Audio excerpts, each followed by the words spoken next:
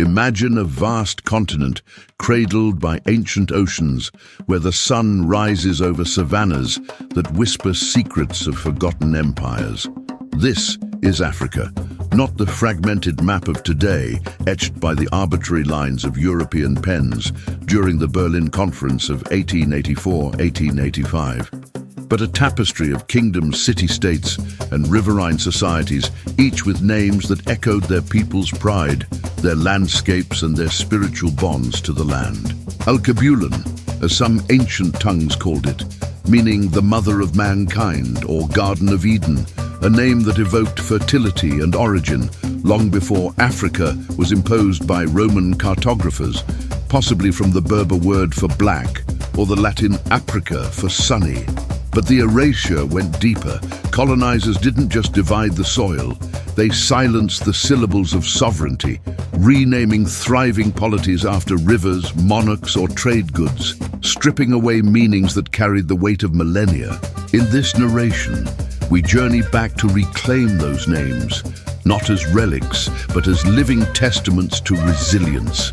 We will explore the pre-colonial identities of 10 modern African nations, uncovering what they meant to their inhabitants, how colonialism obscured them, and why their revival today fuels a continent's awakening. This is the story of names they tried to erase. Let us begin in the cradle of humanity, where the Nile's eternal flow birthed one of Africa's oldest civilizations. Modern Egypt, with its pyramids piercing the sky like defiant fingers, was known as Kemet to its ancient inhabitants. Kemet, the Black Land, did not refer to the skin of its people, but to the fertile dark silt deposited by the Nile's annual floods, a miraculous black ribbon amid the red desert wastes called Deshret, or the Red Land. To the Kemetic people, who flourished from around 3100 BCE, this name encapsulated their worldview, life triumphing over barrenness through divine harmony. Pharaohs like Ramses II invoked Kemet in inscriptions as the Axis Mundi, where gods walked among men, and scribes etched hymns praising the land's regenerative power. The name meant abundance, the black soil symbolizing Osiris's resurrection, the god of the underworld who mirrored the Nile's cycle of death and rebirth. When Greek invaders arrived in the 4th century BCE, they dubbed it Aegyptos, after the Temple of Ptah at Memphis, twisting it into Egypt for European maps. Roman legions followed, and by the 19th century, British and French forces formalized the colonial rename, erasing Kemet's poetic depth. Yet, in Coptic churches and Fellahin songs, echoes of Kemet persist, reminding Egyptians that their land was never merely a strategic canal zone for imperial ships, but a black-hearted heartbeat of creation.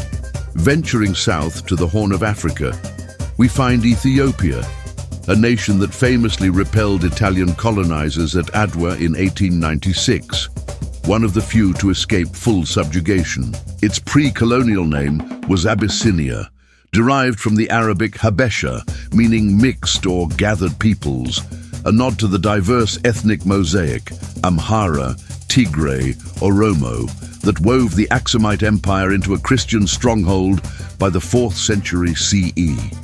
To the Habesha, Abyssinia evoked unity in diversity, a land where Queen of Sheba legends intertwined with Solomonic dynasties, claiming descent from King Solomon and Makeda. The name carried spiritual weight. Habesha implied a covenant people, guardians of the Ark of the Covenant hidden in Aksum's churches, blending Semitic roots with Cushitic vitality.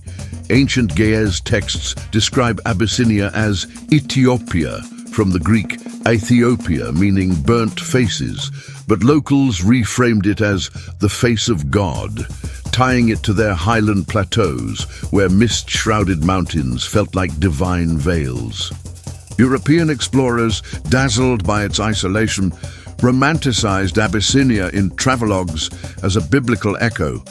Yet when Italy attempted conquest, they sought to rename it Italian East Africa, a bland administrative tag.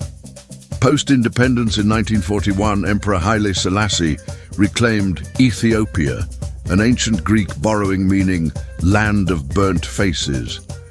But the Habesha essence lingers in Amharic poetry and Orthodox liturgies, a reminder that this mixed realm was a forge of African defiance. Now, let the Sahel winds carry us to West Africa, where the sun-baked earth once cradled empires of gold and scholarship. Modern Mali, spanning the Niger River's bend, was the heart of the medieval Mali Empire, simply called Mandan, or the land of the Mandinka. Mandan meant the children's land, or place of unity, referring to the Sundiata Keita's 13th century unification of warring clans under the griot-orchestrated epic of Sundiata. To the Mandinka people, this name signified familial bonds, forged in exile and triumph. Sundiata, the Lion Prince, rising from lameness to build Timbuktu as a beacon of Islamic learning, where scholars from Timbuktu's Sankore University debated astronomy under mango trees. Mandan evoked the jinn-haunted rivers and the djembe drums that narrated history, a name pregnant with the promise of communal destiny.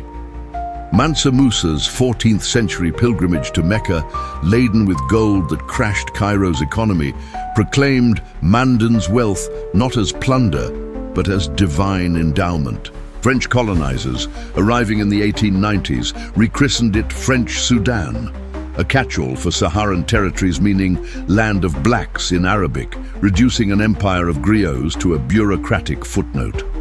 Independence in 1960 birthed Mali from the Mandinka Mali Fingu, or hip deep in water, nodding to the Niger's floods, but the soul of Mandan pulses in Bamako's markets, where storytellers still invoke Sundiata's unity against neo-colonial fragmentation. Across the Gulf of Guinea lies Ghana, a coastal powerhouse reborn from the Gold Coast's shackles. Before British merchants dubbed it for its auriferous shores in the 19th century, this land was Wagadou, the ancient Ghana Empire, circa 300–1100 CE, named for the Wagadou serpent, a mythical guardian spirit embodying fertility and protection. To the Soninka people, Wagadou meant the land of the serpent's gift, where the ruler's power derived from appeasing the Bida serpent with virgin sacrifices for bountiful rains and gold veins. This name wove ecology and spirituality. The Sahelian grasslands bloomed under Wagadou's canopy, its capital Kumbi Saleh, a hub where Arab caravans traded salt for nuggets, and camel trains silhouetted against sunsets like golden threads. The empire's fall to Almoravid invasions scattered its lore, but oral traditions preserved Wagadou as a parable of hubris and harmony. Nkrumah, Ghana's first president, reclaimed Ghana in 1957, not the Wagadou name, but an homage to its southern neighbor's legacy, meaning warrior king in the empire's tongue, symbolizing anti-colonial valor. Yet in Akan proverbs and Ashanti stools carved with serpentine motifs, Wagadou's whisper endures, challenging the Gold Coast's extractive ghost that funneled wealth to London while leaving bauxite scars on the land. In the lush rainforests of Central Africa, the Democratic Republic of Congo unfurls like a green heart pierced by the mighty Congo River. Pre-colonially, this basin was Congo, the Kingdom of Congo, established 1390 CE, named after the Bantu root Congo, meaning gathering place or hunter's domain, where clans converged around the river's life-giving curve. To the Bakongo people, Congo evoked communal hunts and ancestral councils, a realm where King Zinga Ankuwu, baptized as Juanberet in 1491, blending Portuguese crosses with Minkisi fetishes, wooden power figures charged with spirits to heal or curse. The name signified the Nzango, or crossroads, where trade in ivory, slaves and copper forged alliances from Luanda to Stanley Pool. Portuguese chroniclers marveled at its iron forges and raffia cloth, but by the 1880s, Leopold II's Congo Free State renamed it a personal fiefdom, a rubber extraction hell where millions perished in forced labor, the gathering twisted into chains. Mobutu's 1971 Zaire, from a Congo word for Great River, was another layer, but 1997's return to Congo nods to Congo's root. Today, in Kinshasa's Lingala songs and equatorial pygmy epics, Congo's meaning resounds. A call to regather a fractured nation from coltan mines and militia shadows. Shifting to the southern savannas, Zimbabwe rises from ancient stone citadels. Before Cecil Rhodes branded it Southern Rhodesia in 1890 after his imperial ego, this plateau was Monomotapa, the Mutapa Empire, 1450–1695 CE, derived from Mutapa, meaning conqueror, or the one who raids, honoring the Mwene Mutapa kings who exacted tribute in gold from Shona vassals. To the Karanga Shona, Monomotapa symbolized martial prowess and sacred enclosures, where great Zimbabwe's soapstone birds perched on walls 11 meters high, channeling rain spirits amid granite kopjes. The name carried the weight of Mwadziwepo, the royal fire that never extinguished, illuminating trade routes to Sofala's Swahili ports laden with ivory.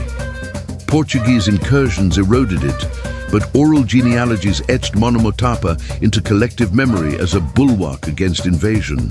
Independence in 1980 birthed Zimbabwe from Zimba Zamabwe, or houses of stone, evoking those ruins. But Monomotapa's conquering spirit fuels land reform chants, reclaiming soil from white farms in a bid to restore raided dignity. Further south, Zambia's copper belt hums with untamed energy. Pre-colonially, it was Barotseland, the Lozi Kingdom, along the Zambezi floodplains, named for the Barotse people, from Barotse, meaning the people of the plains, or flood-receding ones, capturing the seasonal inundation that enriched pastures for 300,000 cattle. To the Lozi, Barotseland meant cyclical renewal, the Kwamboka ceremony, where the Litunga king paddles 200 war canoes to higher ground, drums thundering like monsoons. This name tied kingship to ecology. The 19th century Litunga Lewanika allied with British missionaries for protection, but Rhodesia swallowed it as Northern Rhodesia. Liberation in 1964 yielded Zambia from the Zambezi, River of God. Yet Barotseland's floodplain lore persists in Kazungula's cattle kraals, a hymn to adaptation amid climate's caprice. In East Africa's rift valleys, Tanzania's Swahili shores were Kilwa and Zanzibar, but inland, the Chaga heartlands knew it as Uhuru land fragments. More poetically, the Maasai expanse was Oldoinyo Lengai's domain. But collectively, pre-colonial tangles yielded to Tanganyika, from sail in Arabic, yet indigenous roots like Ma for land. Wait, better, the Sukuma Nyamwezi federations called it Buyaga, the land of drums, meaning rhythmic councils. Colonial German East Africa silenced it. Nyerere's 1964 union with Zanzibar birthed Tanzania, but Buyaga's beat echoes in Taarab music. To the west, Benin was the Edo kingdom of Benin City, pre-Dahomey overlays, but Dahomey itself, belly of the serpent, from Fon Dan Homey, the python's gut symbolizing royal divinity. French Dahomey endured till 1975's Benin, from Bight of Benin, yet the serpent coils in Vodun altars.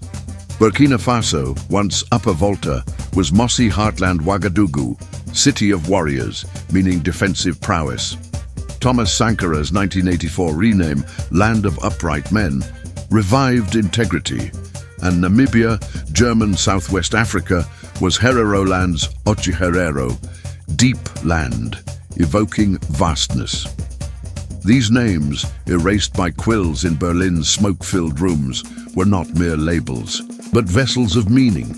Black soil's promise, mixed people's strength, children's unity, serpent's gift, hunter's gathering, conqueror's raid, flood's recession.